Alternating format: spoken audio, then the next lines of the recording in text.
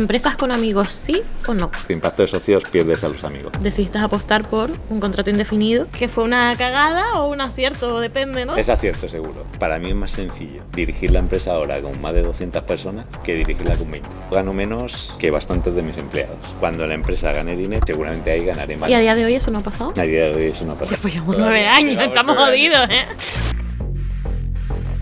Bienvenidos a un episodio más de Freedable Talks. Conmigo se encuentra Darío Sánchez, que es CEO de Freedables Producciones.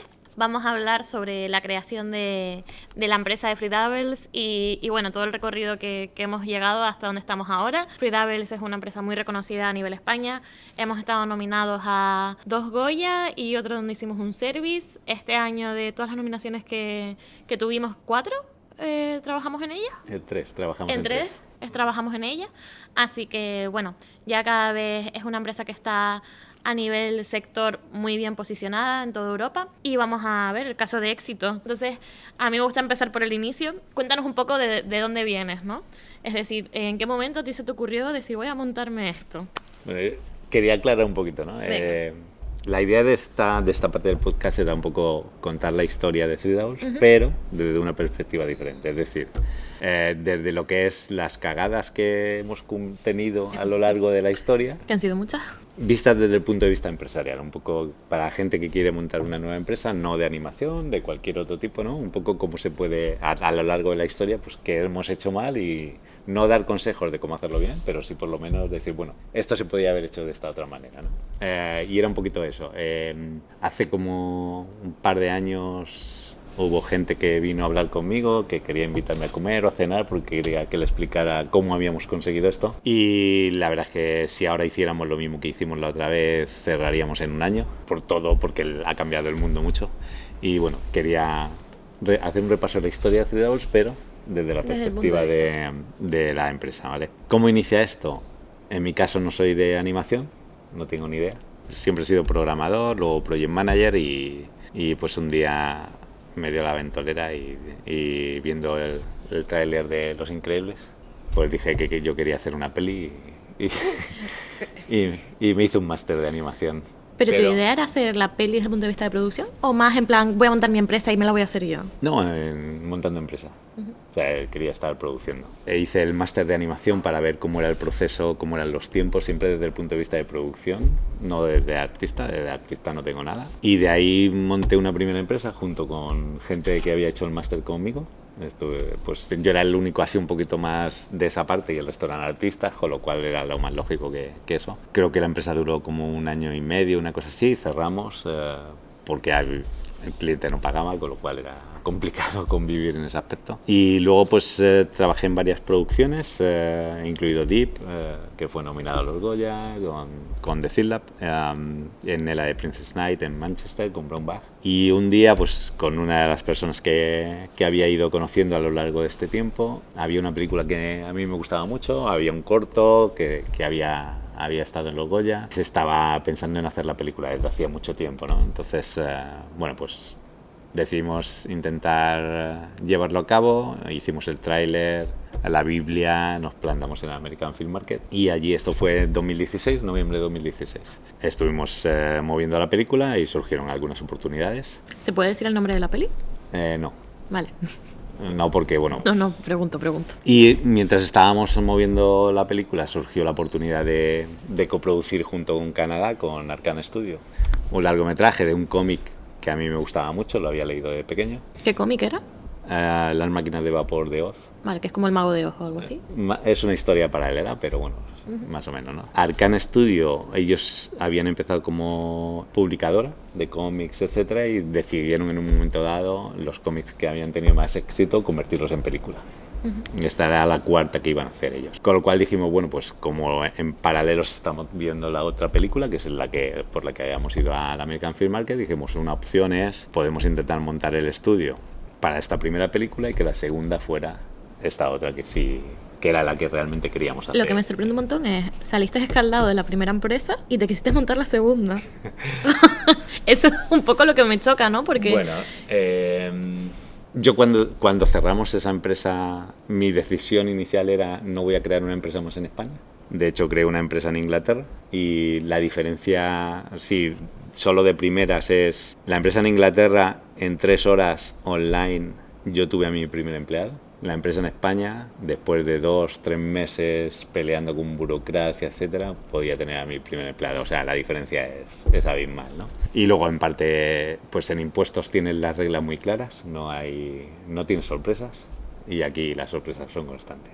Dije que no iba a crear ninguna empresa más en España y aquí estamos. Es una de las muchas... La empresa de Inglaterra entiendo que no tiene nada que ver con animación. No, ni nada así, ¿no? era de software, que era lo que hacía previamente, y bueno, de hecho todavía sigue abierta. La tengo dormida porque lógicamente esto me ocupa todo el tiempo, pero ahí sigue, ¿no? Y algún día volveré a retomarla, posiblemente. Muy bien. Entonces, volvemos. ¿Empiezas con las máquinas de vapor de Oz? Sí, bueno, y aquí vamos a ir a las primeras cagadas, que son importantes, ¿vale? Entonces, a la hora de crear una empresa, esto lo he aprendido después, ¿no? Es una cuestión... Es importante que cuando te juntas con otras personas, aunque sean amigos de toda la vida, tienes que hacer un pacto de socios. En ese pacto de socios defines un poquito cómo va a ser la situación. Cuando las cosas van bien, todos somos amigos y los matrimonios. Nos queremos mucho y todo eso. Cuando las cosas van mal o hay algún problema, evidentemente cada uno intenta salvar su trasero, por así decirlo, ¿no? Y es donde pueden empezar las dificultades. Entonces, siempre que se va a montar una empresa, lo importante es ese pacto de socios, dejar claro que si hay un problema y alguien tiene que salir, cuáles son las condiciones de salida, todo este tipo de cuestiones que pueden ayudar. En los momentos tensos es cuando uno no piensa bien. ¿Y eso lo haces ante notario? No, eso es un contrato privado entre los socios. Vale. Y ya está, no hay ningún problema, ¿no? Hablo de cagada en este primer momento porque es lo que deberíamos haber hecho.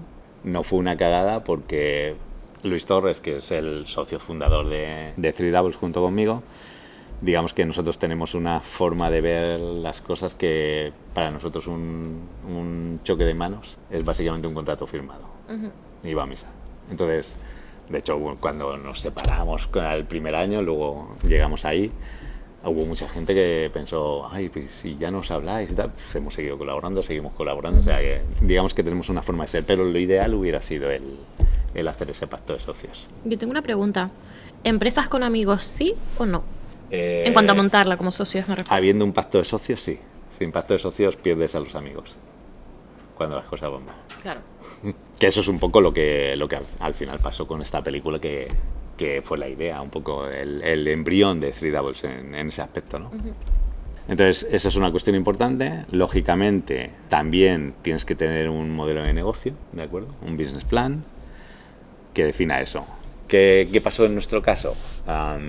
Por un lado, decidimos que vamos a montar una empresa, tenemos una posible coproducción, ¿vale? ¿Qué tenemos que buscar? Por un lado, sitio donde vamos a montar la empresa, y por otro lado, la financiación para poder coproducir. Claro, te lanzaste a lo fuerte, no fuiste a un service, fuiste a Copro. Locuras de estas. Esta también es otra enseñanza, ¿no? Otro posible fallo, sí. ¿Qué pasa con con búsqueda de sitio? Bueno, pues viendo un poquito incentivos, teníamos la opción Madrid. Luis y yo éramos de Madrid, por lo tanto tienes todo ahí, tienes el talento, tienes todo. Más fácil. País Vasco, que también tiene unos incentivos interesantes, y en este caso Tenerife, Islas Canarias, que tiene unos incentivos también muy interesantes, yo creo en ese momento los mejores. Claro, ¿qué pasa? Que en Tenerife no había talento. Teníamos que buscarlo, traerlo todo de península de Europa y bueno, empezar ahí. ¿Qué hicimos básicamente? Publicamos una oferta de trabajo y recibimos, yo no recuerdo exactamente la cifra, pero cerca de 300 en 2 días. 300 currículum, con lo cual pudimos hacer una selección buena y dijimos, bueno, pues igual Tenerife sí es un buen sitio porque la gente quiere ir para allá, ¿no? Y aquí empieza un poquito la parte burocrática, que es donde realmente es una carrera de fondo. En nuestro caso, montar la empresa y poder contratar al primer empleado fueron 4 meses. Es una auténtica locura.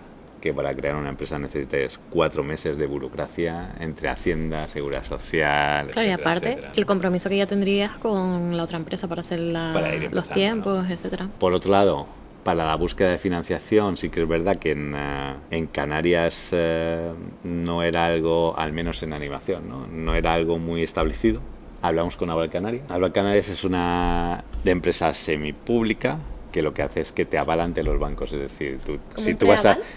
Un aval. Si tú vas a hacer una película y vas a conseguir de incentivo un cierto dinero, ellos pueden avalarte ese incentivo para que vayas al banco, lo descuentes, pidas un préstamo y entonces puedes ir produciendo con ese incentivo que vas a generar posteriormente. ¿Qué es lo que pasa? Que inicialmente ellos nos dijeron que sí, que era una apuesta de las islas y que por tanto ellos iban a entrar. Ellos hacían avales generalmente para la parte marítima, ¿vale? Y bueno, pues empezamos a mover todo y lo que pasó prácticamente 2 meses antes de empezar es que decidieron que era una industria que no conocían muy bien y habían hablado con Crea SGR, que es otra empresa semipública que hace avales para cine y que iban a hacer los avales a medias, es decir, 50% avalaba Aval Canarias, el otro 50% Crea SGR. Vale, bueno, bien, tenías el aval igual, ¿no? Sí, entre comillas. Vale. Entre comillas. Aquí viene otra de las historias, ¿no? Pues conseguimos montar la operación, contratamos a la gente, hicimos una selección de puestos y viene la tercera pata, ¿no? El local. Yo tengo un amigo aquí de toda la vida, amigo de siempre, de cuna, por así decirlo, que se había mudado a Tenerife 2 años antes. Él estaba viviendo en Candelaria. Lo primero que hice fue hablar con el Ayuntamiento de Candelaria, a ver si había locales, etcétera. Y el Ayuntamiento de Candelaria, en el polígono, estaba construyendo un edificio que además era para empresas de audiovisual, videojuegos. Súper. Es decir, esa era la primera, la idea que ellos tenían, ¿no? Estuvimos ahí bastante tiempo persiguiendo el contrato de alquiler, ¿no? Para ir asegurando ya que teníamos oficina. Y bueno, pues todo se iba alargando un poquito hasta que ya 15 días bueno, un poquito más de 15 días, como un mes antes, fuimos allí al local, ya lo vimos porque ya estaba terminado y vimos que había personas del ayuntamiento en el edificio trabajando ahí. O sea, ya trabajando. Era un poco como, parecía, ¿no? Un poco como que estaban testeando que todo funcionaba, pero en realidad eran administrativos trabajando en el edificio, ¿no? Bueno, pues ante eso, oye, pues vamos a terminar de firmar el contrato de alquiler para asegurarnos, porque en 15 días, bueno, dentro de un mes viene la gente, ¿no? Y tenemos que ponernos. Y la realidad es que 15 días antes de que ya nos tuviéramos que mover, nos dicen que no se va a firmar el contrato, porque se lo va a quedar el ayuntamiento. ¿Y los dejan tirados? Y nos quedamos tirados a 15 días de... Bueno, ya la gente, imagínate, con vuelos y todo para instalarse. Hablamos con la Sociedad de Desarrollo de Tenerife y la Sociedad de Desarrollo, la verdad es que fueron súper efectivos y en una semana pues tenían un edificio al lado de Whaler y liberaron una planta, tenían una planta con 3 personas, creo, algo así, subieron a esas 3 personas a la segunda planta y nosotros nos liberaron toda la primera planta para el estudio. ¿Y cuántas personas estamos hablando allí? Más o menos que se movilizaron hasta aquí. Pues inicialmente empezamos con 22 personas. O sea, que una apuesta grande, o sea, no que sean 5 personas para empezar. No, pues, había que hacer... Nosotros íbamos a hacer rigging, layout y animación, 3 departamentos. Okay. Entonces, bueno, pues al final los animadores sí necesitas un grupo amplio, ¿no? ¿Y quién coge a toda esa gente? Maxi, ¿cómo llega a tu vida? Ahí llegamos. Ah, vale. Me interesa eso. Entonces, bueno, digamos que finalmente solucionamos eso. Vale. ¿Y cómo hacemos el proceso de selección? Bueno, pues inicialmente nosotros no necesitábamos director de animación, el director de animación lo ponía Canadá, pero yo revisando currículums, un poco para ver quién serían los animadores y esto, aunque... Repito, no tengo ni idea, estaría revisando con alguien más. De repente veo que está el currículum de Maxi. No necesitamos director de animación, pero es una apuesta de futuro. Claro. Hablé con Luis, pensamos y vimos que era una opción que al estudio le iba a venir bien, independientemente de que los canadienses tuvieran un director de animación, tener una persona como Maxi iba a hacer que todo creciera de una manera más rápida, ¿no? Para quien no conozca a Maxi Díaz es nuestro director de animación, ha estado en proyectos muy potentes, todos los proyectos yo creo potentes de España ha estado Maxi, en Tadeo. Ha estado en el Conde Pátula. En el Conde Pátula, bueno, o sea... Planes 51, lógicamente, Tadeo, Atrapada la Bandera. Eso es. Entonces, bueno, es una persona que es muy reconocida en el sector de la animación. Y bueno, dimos con él, la verdad que, bueno, es una persona que es una maravilla trabajar con él en todos los sentidos. Sí, entonces, bueno, pues digamos que ahí fue una apuesta, digamos que iba a hacer que el presupuesto se ampliara, pero a la larga, bueno, y a la corta sabíamos que iba a ser un éxito seguro, ¿no? O sea, nos garantizaba la calidad de la animación que íbamos a desarrollar y, bueno, pues era parte fundamental en ese aspecto. Otra de las cuestiones que era importante para nosotros, como yo vengo de desarrollo, es que teníamos que tener un equipo de pipeline interno que tenía que desarrollar las herramientas. De hecho, ya habíamos empezado a desarrollarlas cuando hicimos el tráiler de la otra película, del largometraje, y bueno, pues aquí lo teníamos que mejorar. Y eso es un poquito las patas. Y luego hay otra cuestión, aparte de lo que mencionábamos, ¿no? Es del business plan, el pacto de socios, que es la cultura de empresa que había que definir. Otra de las decisiones, yo creo que esta sí es acertada, independientemente de que en ciertos momentos puede ser un problema, pero es acertada, es que decidimos que íbamos a hacer contratos indefinidos. Queríamos que la gente que realmente quisiera pudiera estar de manera estable, no siendo nómadas, como claro, suele suceder en esta industria. Ahora mismo, bueno, los contratos indefinidos en España están mucho más al día, los contratos temporales están bastante limitados, pero en aquel momento estamos hablando de que habían contratos indefinidos 12 meses de prueba, o también te podías acoger a la obra y servicio, que era lo que durase la producción, que hoy en día esos no los tenemos, pero bueno, estamos hablando de hace 9 años en ese contexto, aún así tú decidiste apostar por un contrato indefinido con el periodo de prueba normal de convenio, ¿no? Que fue una cagada o un acierto, depende, ¿no? Es acierto, seguro. En determinados momentos ha sido problemático, ¿no? Luego contaremos un poco eso, sí. Pero yo creo que es acierto total. Si tú quieres tener un estudio que vaya creciendo en cuanto a calidad, necesitas gente que conozca a los supervisores, que los supervisores les conozcan a ellos, que conozcan el pipeline. Es decir, si cada vez que empiezas una nueva producción tienes que contratar al equipo nuevo, se te van entre 1 y 2 meses de gente que no está produciendo realmente, y por tanto eso es una de las cuestiones que nos definen, ¿no? O que nos definían desde el principio. Ahora ya con contratos indefinidos, que es casi obligatorio, aunque bueno, al final se terminan, en algunos casos terminan siendo temporales también, pero yo creo que eso es lo que nos ha permitido que con los mismos presupuestos consigamos calidades mayores, y que es un poco el punto por el que hemos llegado hasta este punto, ¿no? Entonces yo creo que es, como decía, ¿no? Un poco definir el pacto de socios, business plan y cultura de empresa. Y con eso es como puedes empezar a tener algo un poquito más estable, que no sea no es sencillo.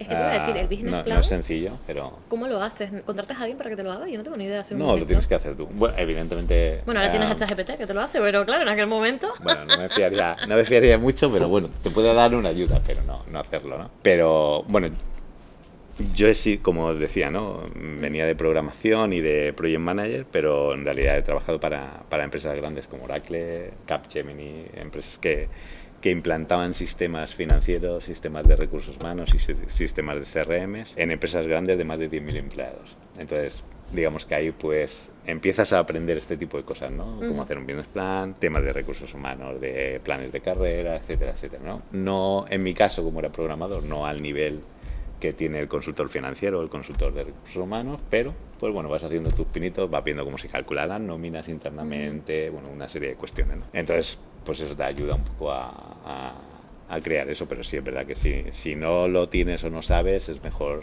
contratar a alguien que te haga un business plan para saber si antes de empezar ya vas a tener que cerrar en 6 meses o en 9 meses, ¿no? Eso te iba a decir, cuando te llegaron los primeros seguros sociales, los seguros sociales es lo que paga la empresa al Estado por tener un trabajador, es decir, si un trabajador gana 1.300, ¿cuánto paga de empresa más o menos?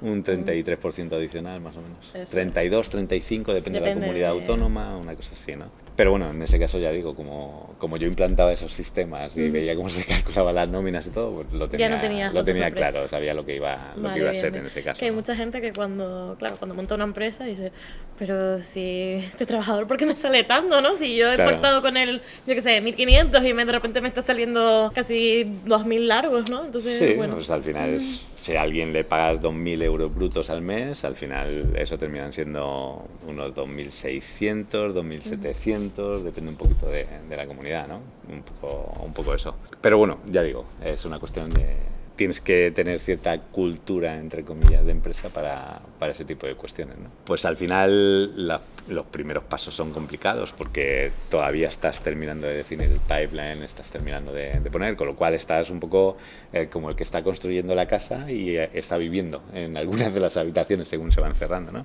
Y bueno, pues un poco eso fue, yo creo, la parte fundamental. Yo creo que hay una cuestión que es importante y es algo de cuando me preguntaron, ¿no? Pues ¿qué has hecho para conseguir esto cómo te ha ido, ¿no? Que gente que igual tiene 20, 30 años en la industria, su modelo de negocio es diferente, por tanto ha conseguido diferentes cuestiones, ¿no? Yo creo que hay una cuestión fundamental es, por un lado, el momento en el que haces algo, hay un modelo de negocio que si nosotros vemos ahora lo que estamos haciendo, el modelo de negocio ha cambiado totalmente. O sea, si nosotros quisiéramos trabajar de la misma forma de la que trabajábamos en 2017, es posible que ni hubiéramos abierto, ¿no? Entonces, según van variando las circunstancias con la pandemia, etcétera, pues tienes que ir variando un poco la forma en la que trabajas. Y luego hay otra cuestión fundamental de por qué ahora no funcionaría lo mismo que hicimos en 2017, es porque al final tus decisiones muchas veces las tomas en base a la gente que tienes alrededor. Si no hubiéramos tenido a Maxi alrededor, posiblemente las decisiones hubieran sido diferentes y posiblemente las consecuencias hubieran sido diferentes. Hay otra persona que yo creo que fue fundamental, ¿no? Porque fue una persona que estaba aquí, la mujer de mi amigo, que es Rosa, que fue la que hizo, pues se movió en temas de administración, fue rellenando burocracia, etcétera, asegurándose que la oficina estuviera correcta, es decir, que hizo cosas que evidentemente yo no podía hacer, o Luis y yo no podíamos hacer en ese momento, y que necesitábamos ese tipo de perfil. Y la verdad es que sin tener experiencia en eso, se convirtió en una office manager que ha sido parte de que podamos haber despegado y habernos despreocupado de ciertas cosas. Entonces yo creo que el camino fundamental de una empresa al final no es una persona o eso, sino es todas las que lo componen. No hubiera tomado las mismas decisiones si en lugar de Maxi es otra persona o si en lugar de Rosa es otra persona. Posiblemente hubiera estado más preocupado de unos temas en los que yo ahí dejé de preocupar. Delegaste esa parte. Exactamente. Entonces, y esta es una cuestión muy importante. Para mí es más sencillo dirigir la empresa ahora con más de 200 personas que dirigirla con 20. Con 20 estabas muy de micro. Porque no podía delegar, o sea, no tenía un equipo como tengo ahora. Entonces yo era recursos humanos, era finanzas, era administración, era un poco todo, ¿no? Entonces es una cuestión importante cuando empiezas y la empresa es pequeñita, pues, lógicamente te toca hacer de todo. Ahora que la empresa ya es más grande, sí que es verdad que tengo un equipo en el que confío y delego. Y me preocupo menos de ciertos aspectos, ¿no? A mí me gusta mucho también una pregunta que la escuché en un podcast, en el de Búscate la Vida, que es ¿cómo defines el sueldo que te pagas siendo empresario? ¿No? Porque claro, tú me dices, yo era recursos humanos, era financiero, era producción, vamos, eras de todo, ¿no? Entonces, ¿cómo defines bien qué sueldo te corresponde? En mi caso, mal. Mal. Es cuestión mía, ¿eh? No, yo sé que lo estoy haciendo mal en ese aspecto, es cuestión mía. A otros les recomendaría que no hicieran lo que yo, ¿vale? Pero bueno, cada uno tiene su forma de ser, ¿no? Yo, si miramos un poco, gano menos que bastantes de mis empleados. Mi salario es menor que bastante de mis empleados porque considero que cuando la empresa gane dinero tendré mis dividendos en base a mis acciones y seguramente ahí ganaré más que que el que más gana de la empresa, ¿vale? ¿Y a día de hoy eso no ha pasado? A día de hoy eso no ha pasado. Hostia, pues llevamos 9 años, estamos jodidos, ¿eh? Esa es la cuestión, por eso digo que no recomiendo eso, ¿no? Bueno, de hecho, hubo 1 año y medio en el que no cobré nada, yo no cobraba.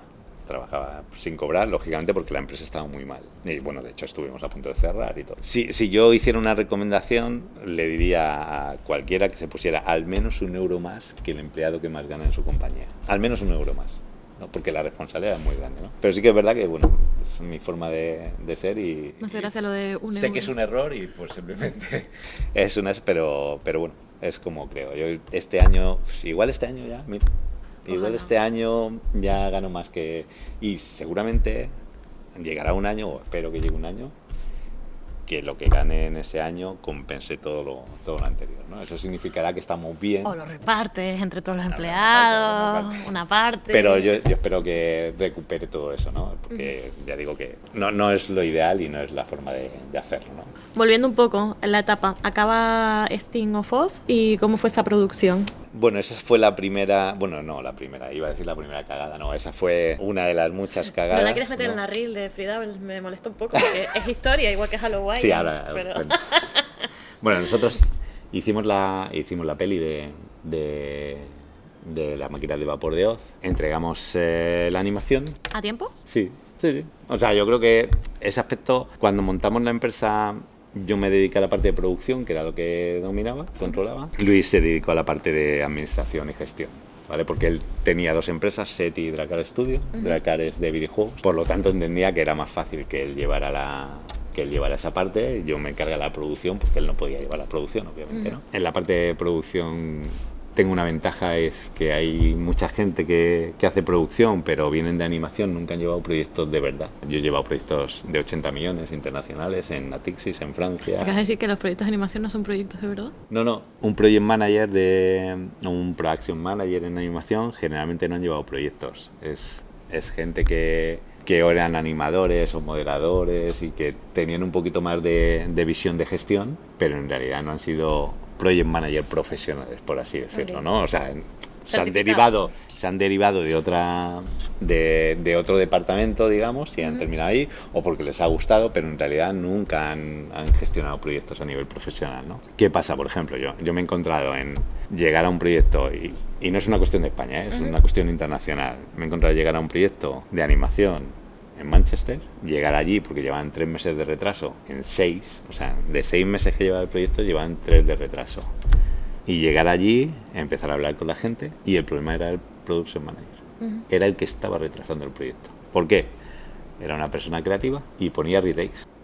El PM, por ejemplo. Efectivamente, ¿no? Es una cuestión que yo creo que es importante, y esa era una de las cuestiones que siempre creo que hemos medio cumplido, salvo en algunas cagadas mías dentro de Three Doubles, es que no hacemos horas extra, o por lo menos intentamos que no haya crunch time, este tipo de cuestiones, ¿no? Lo hemos hecho alguna vez, pero por cagada mía, por empecinarme en ciertas cosas que no tenía, ya hablaremos de eso después, ¿no? También hay otra cuestión que quería mencionar, ¿no? Porque este primer año de Three Doubles fue muy importante, y una de las personas que conocí en ese momento fue a Víctor Ceruelo, de Tangram. La verdad es que nos ayudó desde el principio. Los primeros servidores que nosotros tuvimos nos los regaló él, eran de segunda mano, pero nos vinieron de maravilla para poder hacer esta primera película, ¿no? Entonces, no solo ahí al principio, sino luego nos ha estado ayudando hasta el día de ayer. O sea, es una persona maravillosa, y que yo creo que cruzárnosla en el camino ha sido una de las mejores cuestiones que hemos tenido, y él nos ha presentado a gente como Guillermo Blasco y otra gente con la que seguimos haciendo negocios y trabajamos en común, ¿no? Volviendo a la película, nosotros entregamos Rigging Layout y animación, programamos un estreno, no recuerdo, noviembre, diciembre, programamos un estreno con las autoridades de aquí de Tenerife, pues para que vieran un poco, ¿no? Pues nos habían echado una mano, que sí, con local, con un montón de cuestiones, ¿no? Yo creo que las instituciones públicas sí que apoyan la animación, por lo menos aquí en Tenerife, en las Islas Canarias entiendo que también, de la misma manera, pero pues queríamos mostrar un poquito qué es lo que habíamos hecho, ¿no? Y estuvimos pidiendo la película al estudio canadiense, se hacían un poco los remolones y no nos la terminaban de enviar, y pues un día antes del estreno que habíamos programado, ya insistiendo mucho, nos mandaron la película, y pues ni siquiera la vi. O sea, no, me la mandaron y dije, bueno, la pasé para el cine directamente, ni siquiera vi un poco, bueno, vi un poquito al principio, pero no la peli entera, con lo cual la primera visión que tuve de la película fue en el cine. Fue en el cine. ¿Impresiones? Yo no sabía si cortarme las venas, llorar o qué hacer ahí, ¿no? Pero la peli es un desastre. La sensación es como si vas por la calle, ¿sí?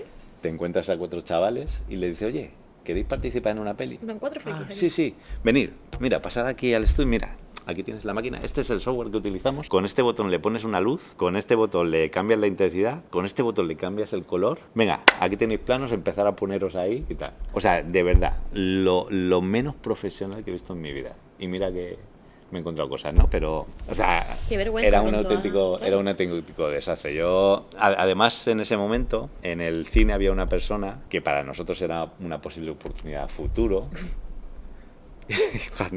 Cuando terminó la película se me acercó y me dijo, entiendes que no vamos a trabajar juntos, ¿verdad? Y dije, no sé qué te voy a decir, ¿no? Ni yo trabajaría conmigo mismo, ¿no? En ese aspecto. Entonces, bueno, hicimos un resumen un poco de cuántos planos se tenían que al menos arreglar. Lo más es que de verdad que había cosas que... O sea, ¿tú le hiciste como un retake a la empresa que...? Sí, hice un Excel con plano a plano, salían más de 300.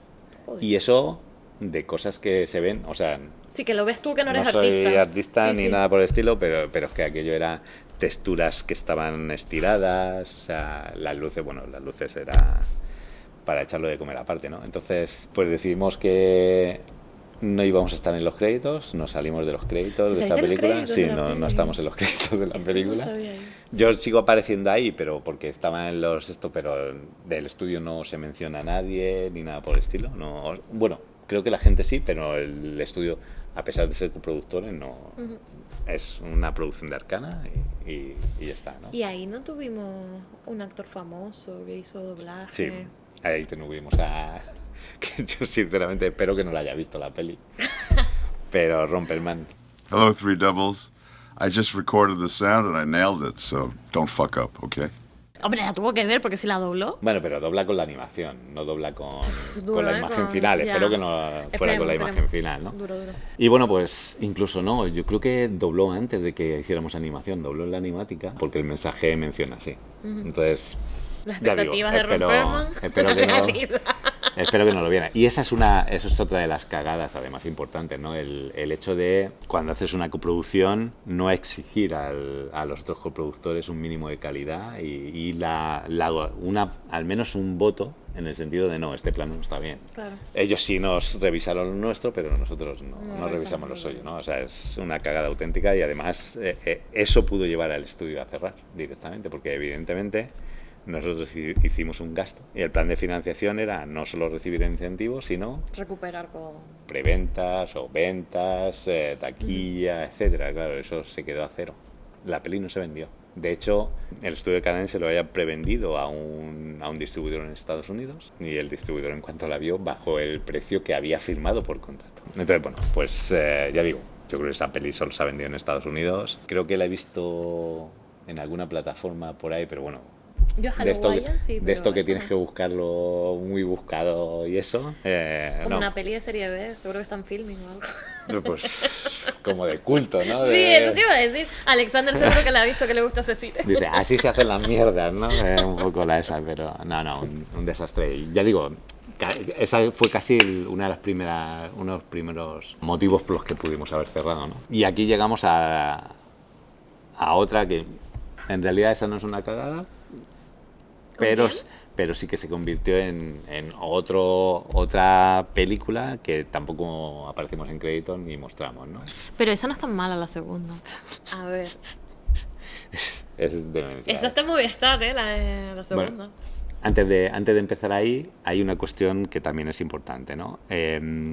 Nosotros, como digo, hacíamos contratos indefinidos y evidentemente hay una cuestión que yo creo es entendible en todos los aspectos, pueden pasar dos cosas, o que los artistas crezcan más que el estudio y por tanto se terminan yendo, lógico y normal, o que los artistas crezcan menos que el estudio y por tanto pues en algunos casos son despedidos, en otros se intenta continuar, ¿no? En algún aspecto. Lógicamente ahí se fueron bastantes artistas, lógico y normal, o sea, el estudio no es que no había crecido, es que lo que tuvimos ahí no fue adecuado, ¿no? Claro, todos estos artistas con la promesa de esto es para hacer también aquella peli que efectivamente. Hablando, de hecho, la idea era que la segunda peli fuera esa, ¿no? Pero no llegó. Bueno, de hecho, todavía no se ha hecho la película, con lo cual le queda todavía mucho camino, si es que en algún momento se hace. Yo espero que sí, porque es una forma de poder recuperar el dinero perdido. Pues veremos a ver qué pasa, ¿no?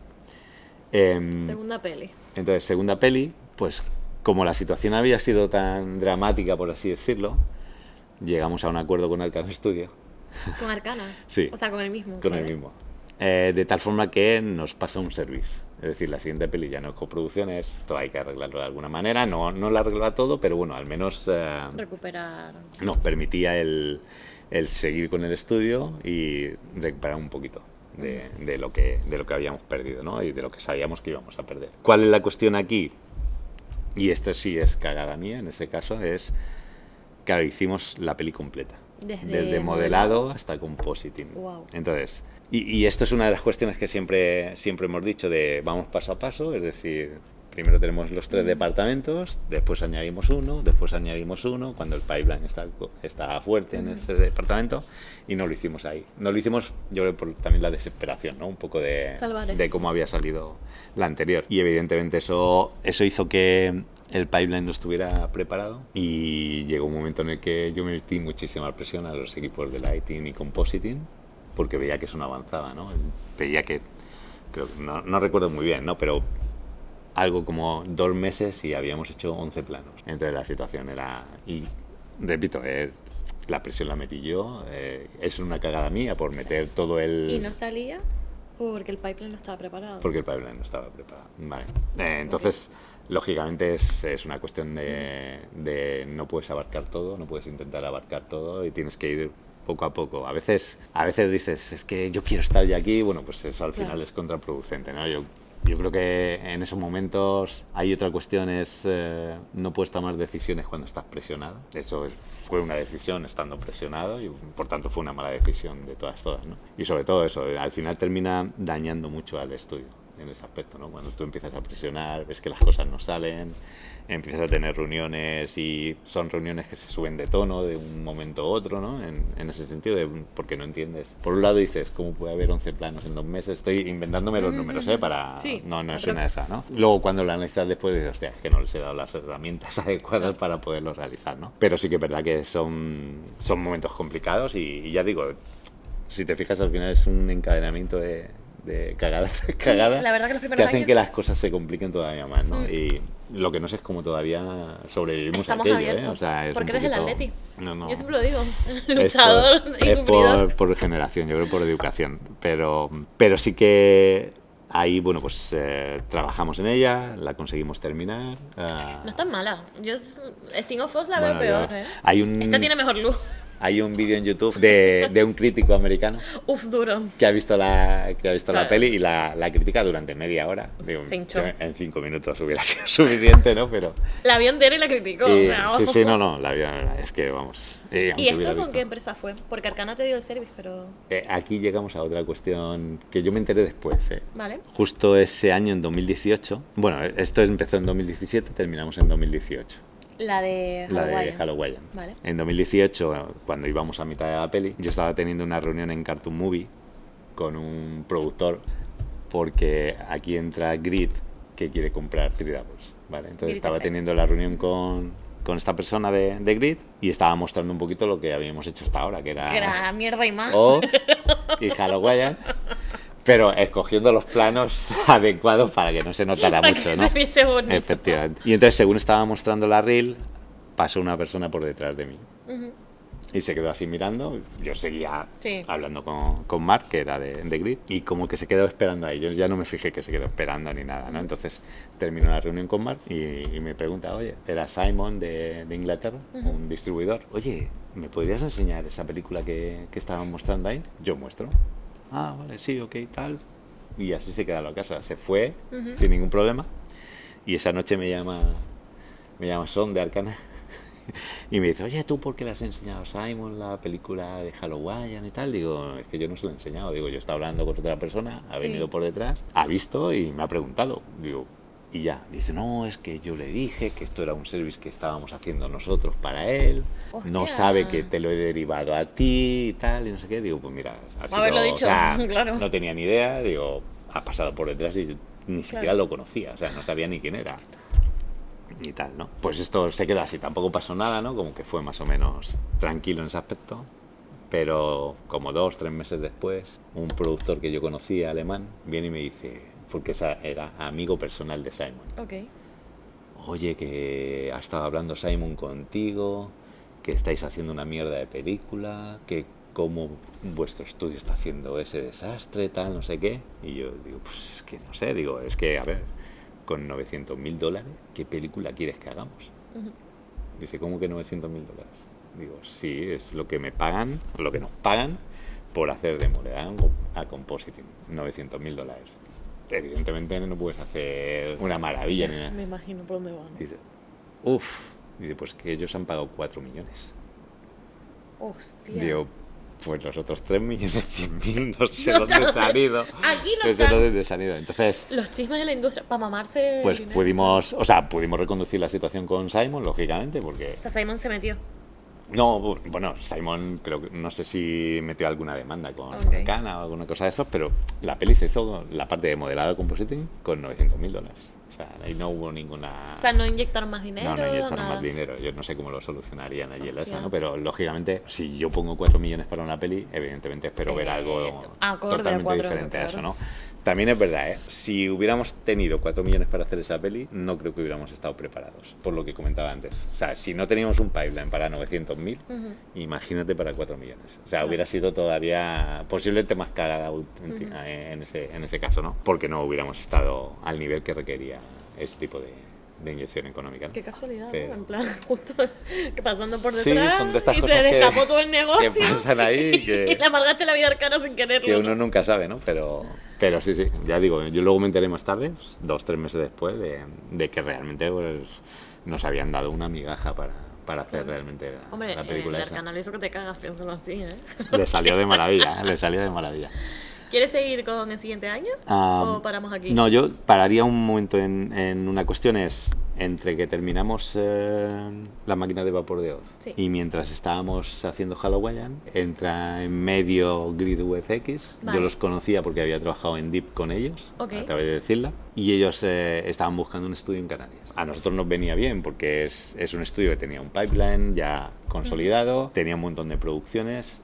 Habían estado expandiéndose en Europa, tenían como 8 estudios europeos, uno de ellos en Barcelona, y la idea pues era un poco que compraran un estudio en Canarias para expandirse y por el incentivo fiscal, ¿no? Que les permitía recuperar más rápido el dinero. ¿Qué pasa? Que como nosotros estábamos en una situación, por un lado, Luis tenía SETI y Drakkar y sus empresas le estaban demandando más tiempo, cada vez le podía dedicar menos tiempo a 3 Doubles.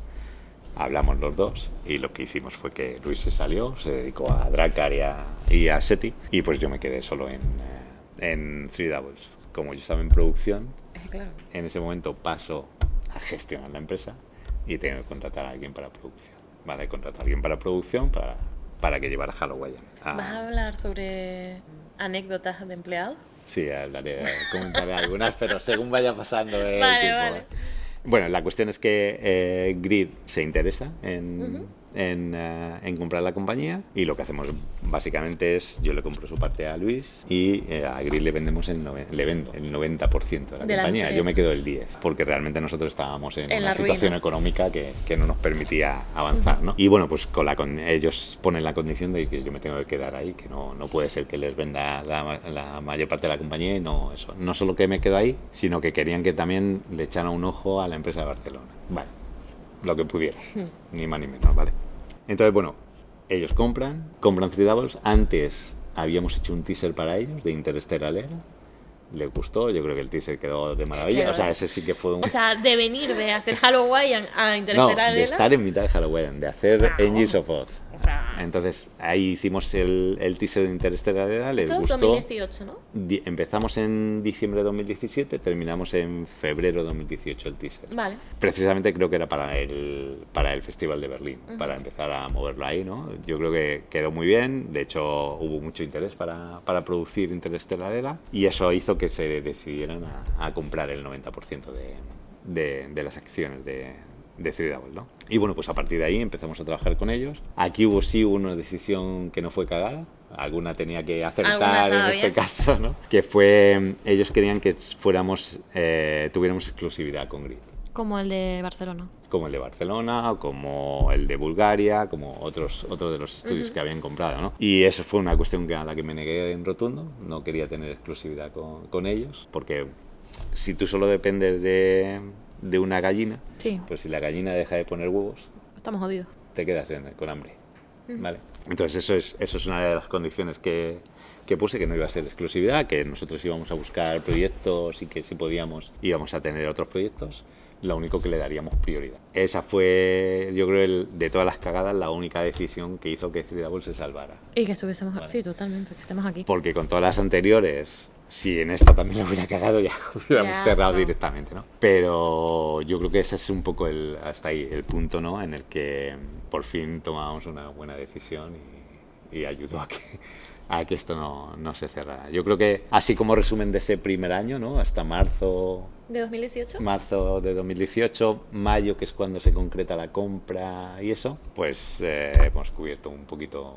Estoy pensando... Un gran margen. 2018, ¿no esto sería 2019 esto? No sé. No, 2018 es cuando hacen la compra. Ah, vale. 2018 en mayo es cuando realizan la compra, y luego estamos todo 2018 hasta 2019 es cuando está ya todo. Claro, pero en 2019 empezamos ahí también con ellos, ¿no? Bueno, nos estamos adelantando. No, en 2019 Vale. fue cuando estalló todo. Ya, sí. Y esto es un, ¿cómo se dice? El tráiler para ese. Sí. En 2019 esto se hunde. Esto se hunde. No sé, no entendemos cómo estamos aquí todavía. No sabemos cómo pero- seguimos aquí, pero Sí, en sí. 2019 es todavía más duro que 2017 y el inicio de 2018. 2019 es un podcast entero. Sí. Pero bueno, como resumen, antes de crear una empresa, pacto de socios, business plan y cultura de empresa. Esas 3 cuestiones son importantes y ni siquiera eso te garantiza sobrevivir. En nuestro caso ha sido suerte y también es, como decía, una de las cuestiones importantes es rodearte de gente con la que trabajas, porque dependiendo de quién te rodees, pues puedes ir hacia un lado o hacia el otro, ¿no? Yo creo que esa es otra de las buenas decisiones y la suerte que hemos tenido de contar con gente que ha estado involucrada y han sido partícipes del crecimiento del estudio. Sí, incluyendo mucha gente que ya no está. Y Las cosas como es. todos, absolutamente todos los que no están, si no hubieran estado ahí en el inicio, no No estaríamos estaríamos aquí en este momento. Entonces, 100%. eso es... Aunque después nos llamen de lecciones. todo, pero bueno. Bueno, no puedes caerle bien a todo el mundo. ¿Cómo es? No eres famoso hasta que no tienes un hater. Hostia, entonces yo soy Somos famosísimo. superfamosos. Sí, famosísimo yo, especialmente. Yo a mí hasta me ponen en Google que soy un mafioso y este tipo de cosas, sí. o sea que Bueno, a mí tengo, también. tengo buena fama. Me ponen ahí en cositas. eso. Con esto finalizamos el podcast de hoy. Va a ser una serie de un par de episodios. Este va a ser el primero. Y bueno, pues nos vemos en el siguiente. Chao.